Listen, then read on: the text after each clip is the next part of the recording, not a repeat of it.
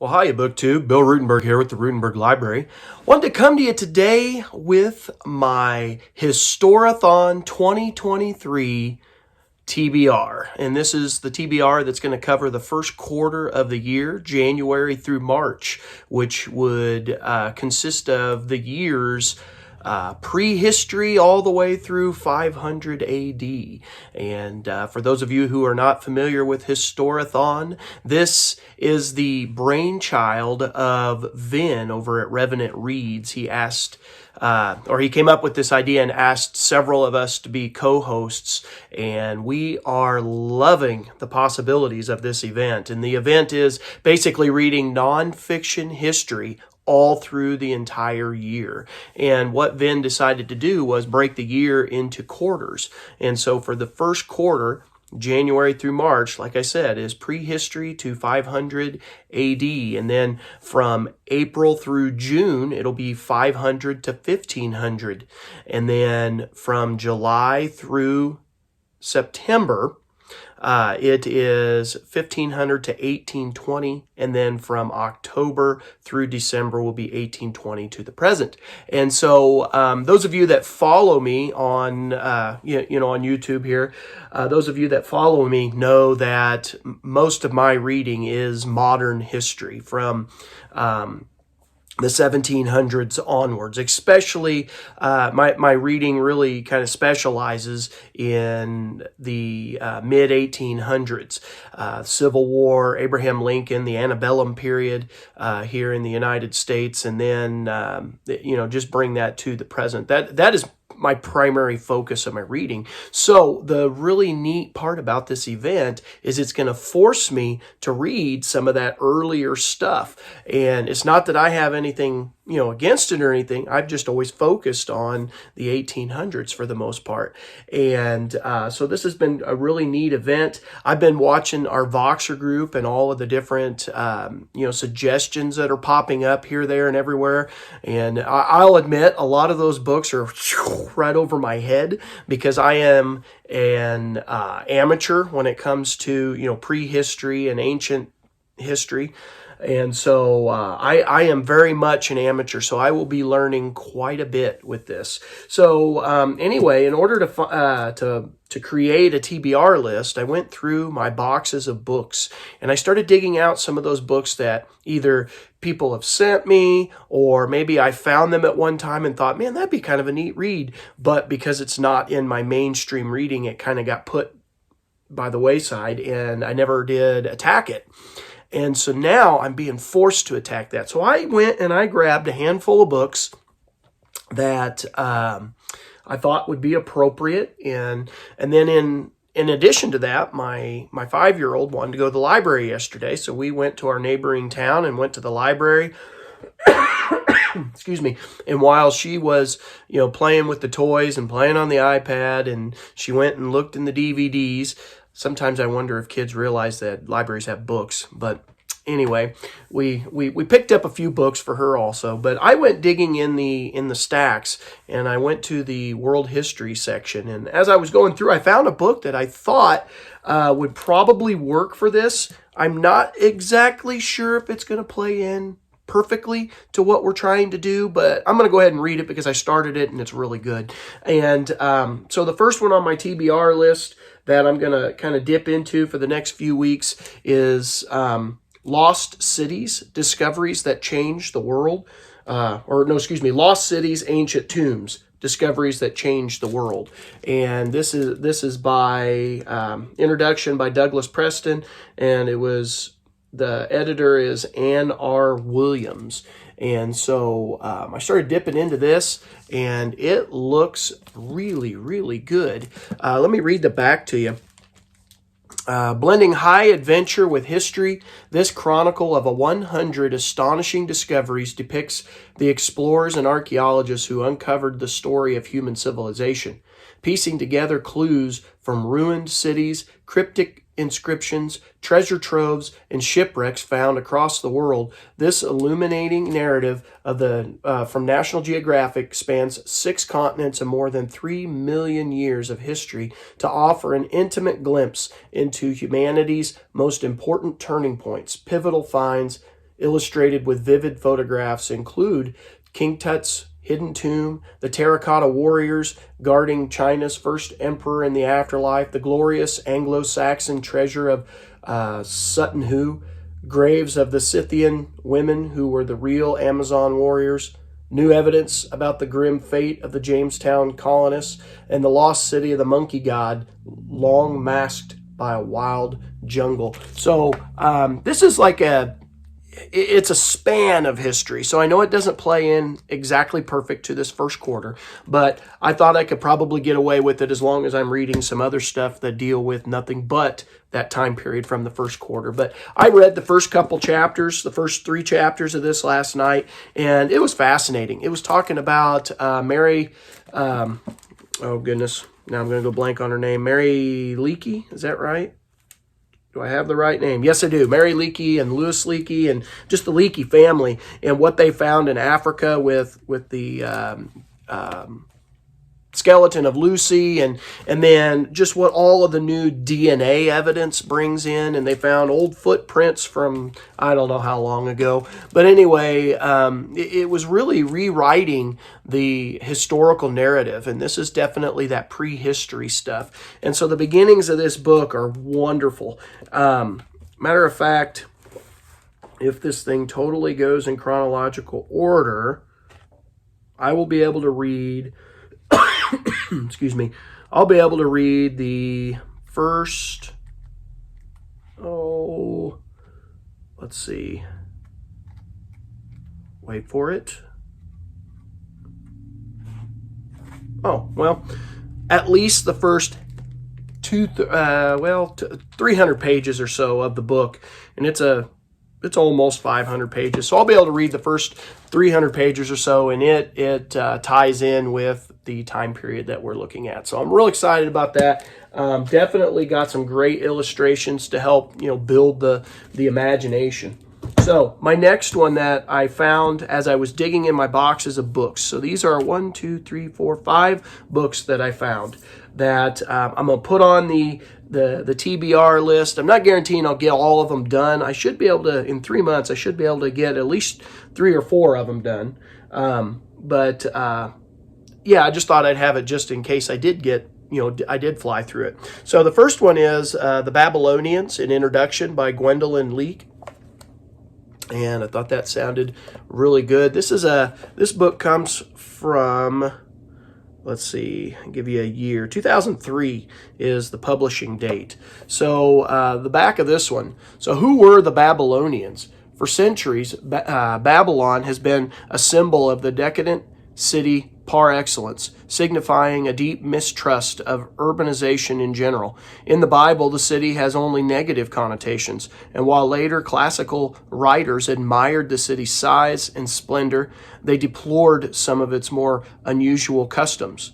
Whatever the perspective, it was usual to take Babylon as standing for the whole of Mesopotamian civilization. The history of the Babylonians spans some 1,800 years from the time of Hammurabi, famous for his law code, to the time when Alexander's heirs ruled the Near East. Archaeological discoveries and cuneiform tablets recovered from Babylonian cities give us an insight into the Babylonian people and their society and their intellectual and spiritual preoccupations. Gwendolyn Leake's approachable survey introduces these people with the reality behind the popular myth of Babylon. She explores the lives of kings and merchants, women and slaves, and the social, historical, geographical, and cultural context in which their extraordinary civilization flourished for so many centuries. Enjoyable and accessible, this is the ideal introduction to the Babylonians for both students and interested general readers. So this should be pretty good for me. Like I said, I am a bonehead when it comes to the ancient stuff, and I have a ton to learn. So this is, it's a pretty thin volume. It's got just a total of 182 pages, and so I should be able to fly through this, I would think, since it's so small. But I'm going to start on this book. I'm finishing up a book on Halleck by Stephen Ambrose, dealing with Civil War stuff, to end my my reading year. But as soon as I get done with that, this is the one I'm going to pick up on, and pretty excited about that. Should be a good introduction, I would think, to, you know, a time period in history that is totally, it's a blank canvas for me. And that's, you know, like I said, I repeat it again, that's one of the wonderful things about Historathon, is it's going to force me to read some of these areas where it's a blank canvas, and hopefully I can paint a scene in my mind to, you know, connect the dots, so to speak. So the next one, probably the one I'm the most excited about, and I mentioned this in previous videos that I was going to try to find this, or I was going to read it if I could find it. And I did find it yesterday, and I was pretty excited about it. And it's Cleopatra A Life by Stacy Schiff. And super excited about this. Everybody on BookTube who has talked about it has, you know, just said nothing but great stuff about it. I don't think I've heard anything bad. It's from Back Bay Books, Little Brown and Company, and it's a 2011. And I think, if I'm not mistaken, I think this is the one she won the Pulitzer Prize for, I think. Stacy Schiff won that, and, you know, it says winner of the Pulitzer Prize, but sometimes they just put that if the author has won it, not necessarily for the book. But I think this is the book that got it. I could be mistaken. I probably should have looked that up. But anyway, let's move forward. Excuse me. So I'll read this to you. Her palace shimmered with onyx and gold, but was richer still in political and sexual intrigue. Above all else, Cleopatra was a shrewd strategist and an ingenious negotiator. She was married twice, each time to a brother. She waged a brutal civil war against the first and poisoned the second. Incest and assassination were family specialties.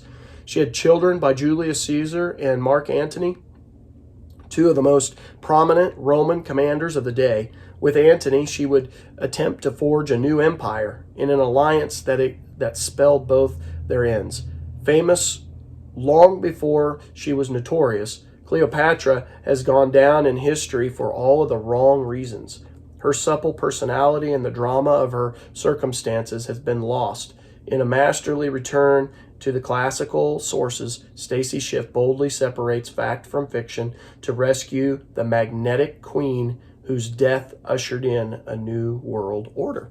So, real excited about that. Again, another blank slate. The only thing that I know about Cleopatra is I took a Roman Civ class when I was in college.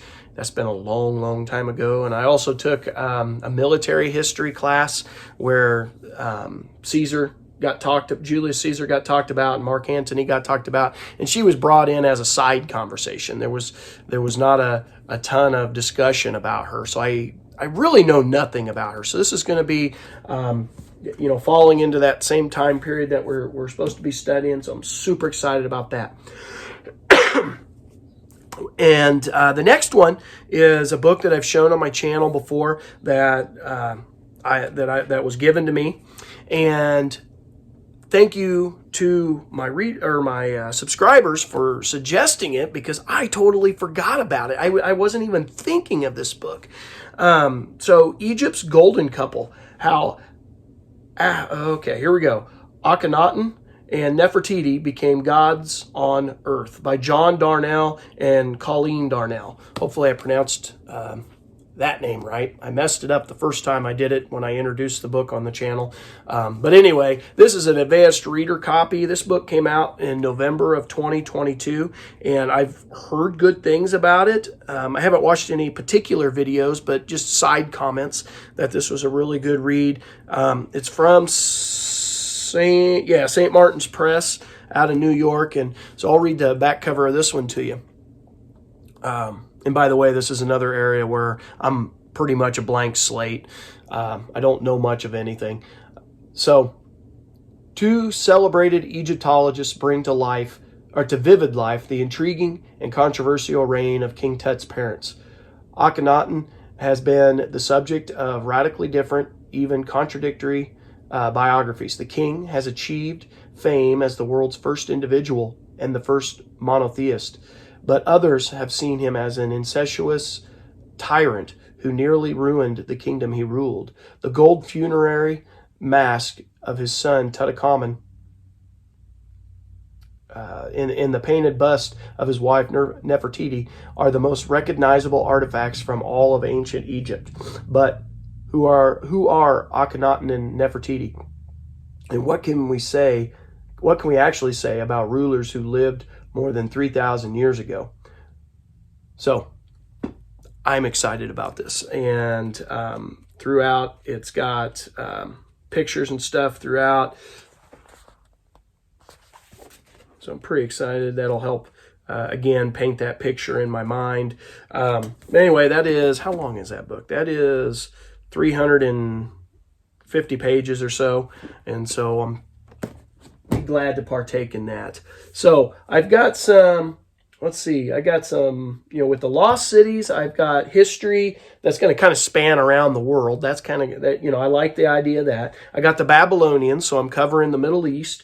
Those last two, Cleopatra and Egypt's Golden Couple, we'll be talking about some African history. And so now, this next one, which most of you are familiar with, but I have actually never read it. It is a big, chunky monkey of a book, and I only have the abridged version of it. But this is The Decline and Fall of the Roman Empire by Edward Gibbon. And so it's a pretty thick book. It is a 735 page book, and it is an older book. Now this one was printed in, let's see, 1972 it looks like, originally brought back in 1963. Edward Gibbon was, as I was reading in the introduction, because I honestly didn't know anything about him, he was actually born clear back in 1737. So the author in his work is an old work, but it has been brought back. So like I said, the abridged, this is the abridged with an introduction by Frank Bourne. I took a Roman Civ class, but I don't remember a whole lot about it because I don't go into a ton of detail with my middle schoolers. And that's typically how I become a well-read history guy, is just because I'm covering it in my middle school class. The only problem is I don't cover it. I cover the basics, but not detail on the Roman Empire. And so that'll be a good one. Now this book will be kind of like Lost Cities. It's going to span a couple of the different reading eras. So I will probably start this in around March, and depending on how fast I get through those other ones, but probably around March, so then the second half of the book will spill into the April through June section when we're covering 500 to 1500 time span. So excited about that. And then the last book, because I've kept you here long enough, the last book that I found that I will probably partake in this before I read The Decline and Fall of the Roman Empire, just because I think this one's going to interest me more. The Other Greeks, The Family Farm and the Agrarian Roots of Western Civilization by Victor Davis Hanson. So I'm really excited about this. I've introduced this one on the channel before. It was in a box of books that I got, but let me read it just in case you missed that video. So for generations, scholars have focused on the Greek city-state and its brilliant cosmopolitan culture as the ultimate source of the Western tradition in literature, philosophy, and politics. This passionate book leads us outside the city walls to the countryside, where the majority of the Greek citizenry lived, to find the true source of the cultural wealth of Greek civilization. Victor Hanson shows that the Greek Revolution was not the rise of a free and democratic urban culture, but rather the historic innovation of the independent family farm. The farmers, vine growers, herdsmen of ancient Greece are the other Greeks who form the backbone of the Hellenic civilization. It was these fiercely independent agrarians, Hanson contends, who gave Greek culture its emphasis on private property, constitutional government, and individual rights. Hanson's reconstruction of ancient Greek farm life, informed by hands-on knowledge of the subject, he's a fifth-generation California vine and fruit grower, is fresh and comprehensive and absorbing. So super excited about this stack of books that I got. Let me rearrange these just a little bit, and I'll give you a Steve pyramid for my TBR. So this is what I'm looking at reading for the first 3 months of 2023 for the awesome event of Historathon 2023. So, BookTube, I hope this helps maybe give you some ideas on some stuff to read.